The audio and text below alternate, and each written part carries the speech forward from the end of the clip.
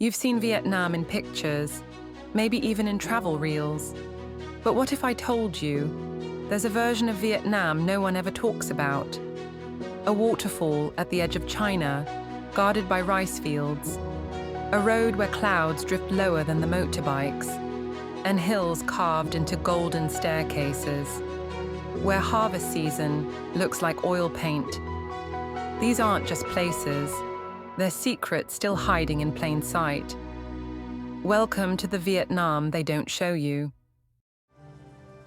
On the northern edge of Vietnam, where the rice paddies end and China's cliffs begin, something unreal unfolds.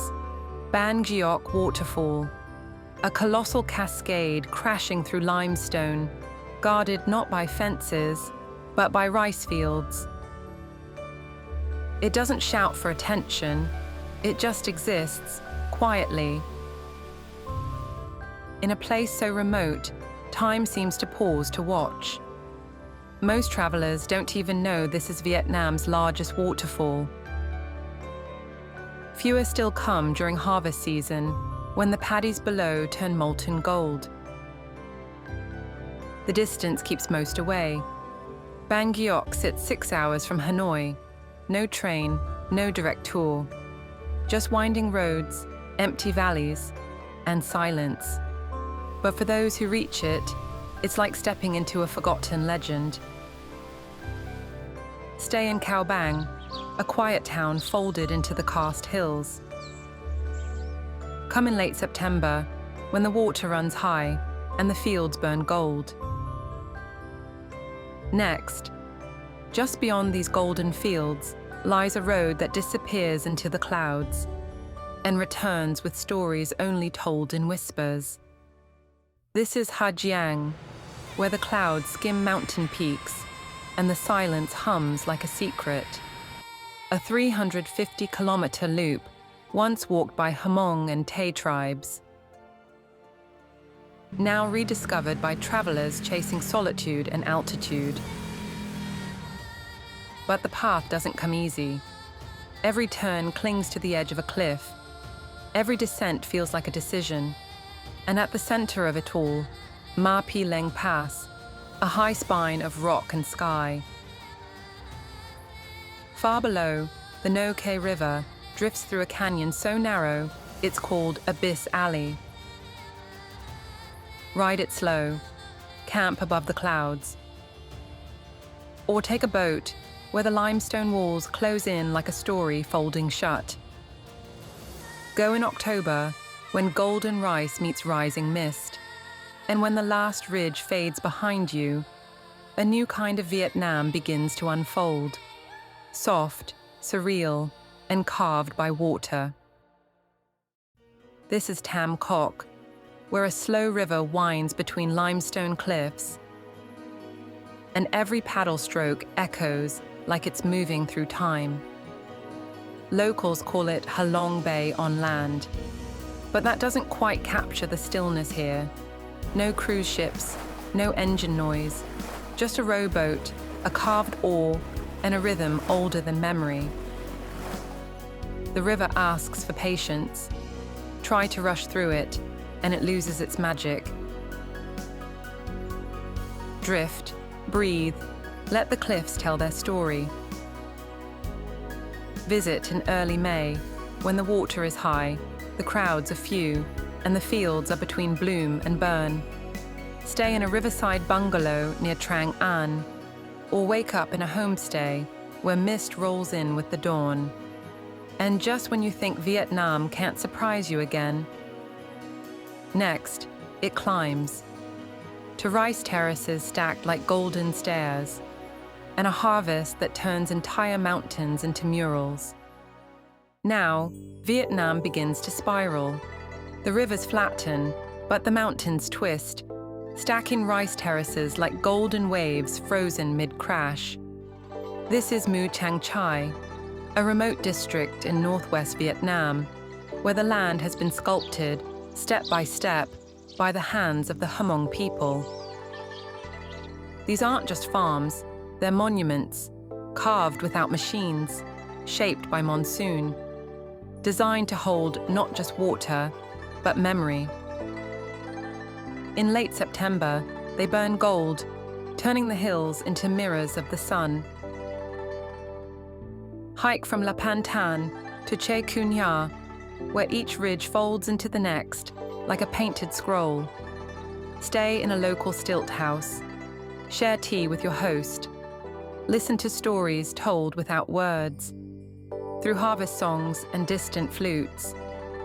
The roads are long, and time moves slower the higher you climb. But next, Vietnam drops again, into a jungle where rivers vanish, and stone walls hide secrets millions of years old.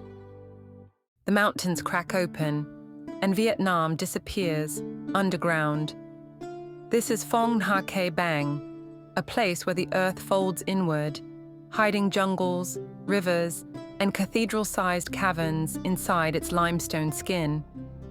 Some call it the spiritual twin of Halong Bay, if Halong Bay were turned upside down, but most never see beyond the surface.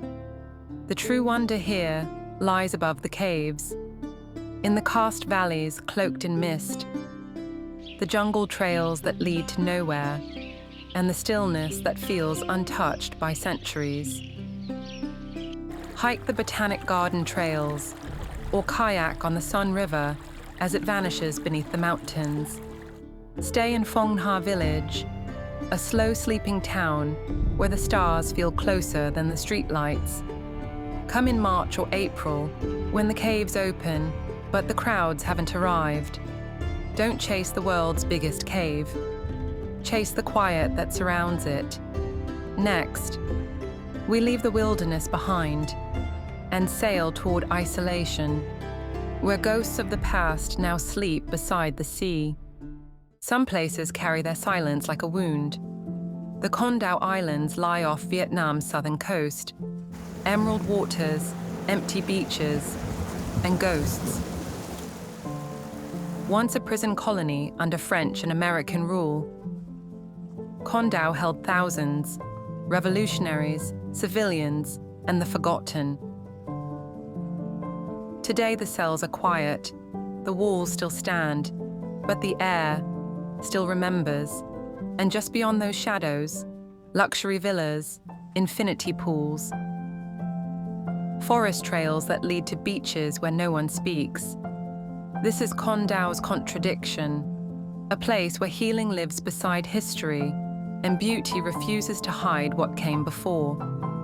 Stay at Six Senses Con Dao, where villas spill onto sand once guarded by fences, or explore Dam Trao Beach, where fishermen light fires and legends still float on the tide.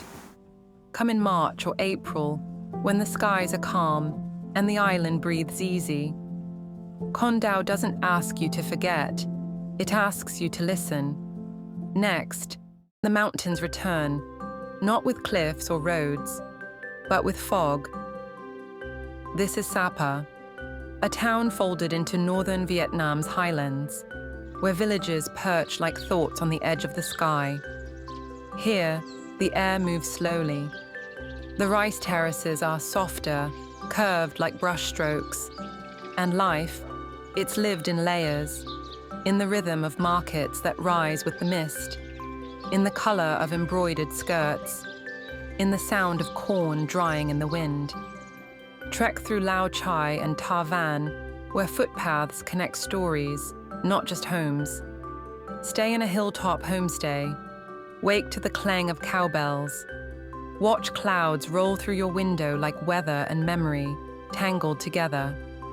Come in late October or early March, when the fog softens the mountains and everything feels half-remembered.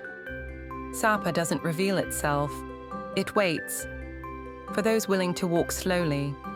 Next, we follow the mist to the sea and find Vietnam's final secret, tucked between limestone and tide.